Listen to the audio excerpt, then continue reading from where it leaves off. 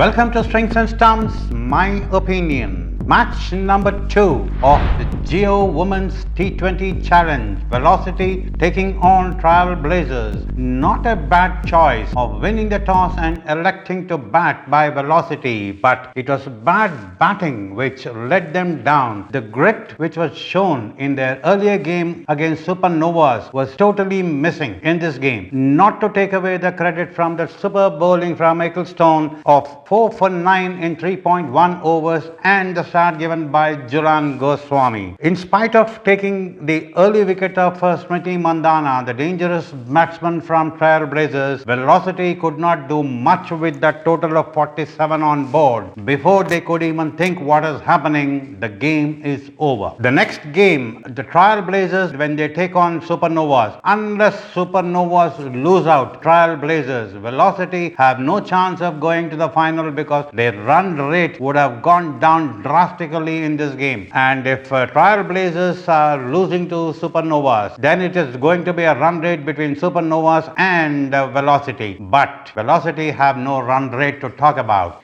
Qualifier 1, Mumbai Indians taking on Delhi Capitals at Dubai. There is something attached to the names Mumbai and cricket. I've been seeing this from the early 70s, the way they play. I am privileged to have seen the players like Sunil Gavaskar, Dilip Vengsarkar, Sachin Tendulkar, Sandeep Patil. That list goes on. In the bowling department, if you take like the Bapu Nadkarni, Padmakar Shivalkar, a lot of names. And if you take the fielding, Gulam Parkar, Eknath Sholkar, lot of players who have donned the Indian colours in style. Now the Mumbai Indians, the way they have come back in this game, in the power play, first power play, they were just about 63 for 1. It's a good score in the first 6 overs. But the next 7 overs, if you see, it was just 40 runs. They have lost a couple of wickets, and then comes the next 7 overs. Hardik Pandya, from where he got this hittings, the run rate has gone up drastically. 100 runs coming in the last 7 overs. In the past, if I have seen the team, they have come back into the game so many times. I have seen Amul Majumdar, I have seen he has come back, he has brought the team back into the games. One occasion, 1 year, I have seen Mumbai in the Ranji Trophy. There were 3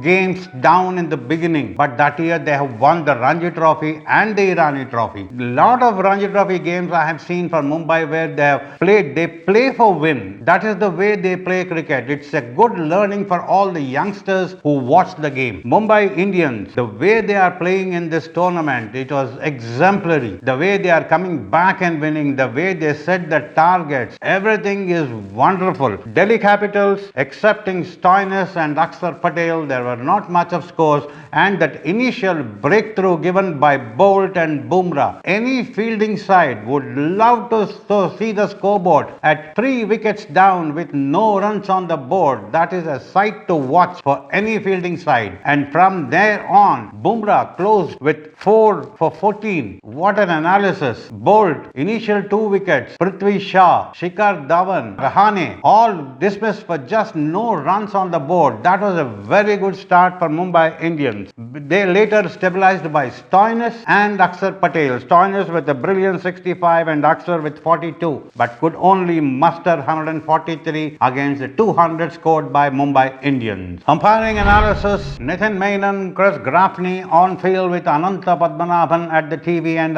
Anil Chowdhury as the 4th umpire. Good umpiring from both the umpires, and Nitin Menon had one caught behind appeal. It was a very good call. The ball was just passing closer to the glove. It has not grazed the glove. That was a very good call from Nitin Menon. There was another LBW of Ajinkya Rahane. The ball was almost missing the off stump. It went on to an umpire's call. I should say that, Nitin was a bit lucky to escape with that. That was pretty close, and because the ball was hitting almost the edge of the off stump. Otherwise, the ball would have gone. I think again here, the basic point again I am coming back to that leg movement, if you see that decision, Ajinkya Rahane's foot was first on the off stump, where the leg movement has come towards inside and the slight exposure was there to the off stump. That must have made Nitin Menon to give the decision, but first the impact was again closer onto the off stump where the ball was missing the off stump. It took the edge where it went as an umpire's call. Leg movement, I am again insisting, that's a very important factor for an umpire to keep watching. Coming up,